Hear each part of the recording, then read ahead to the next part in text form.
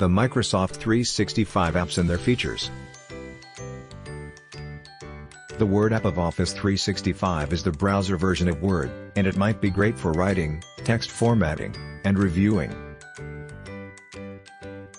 Office 365 Excel is used for everything from making lists, to managing corporate finances, to basic personal budgets, and all dashboarding and reporting. PowerPoint for the web is the browser version, and it's best for text and reordering slides, image updates, and running through presenter practice.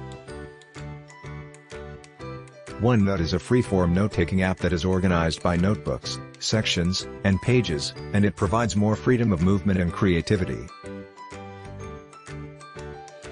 Publisher is a tool that is used to publish specific design, and it offers more features than Word, and it is not much expensive as pro tools like Adobe Illustrator. Access is a database building app that sort of exploded into an app building tool.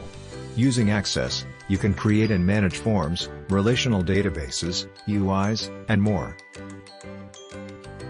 For more details, call us or visit our website and subscribe to our channel.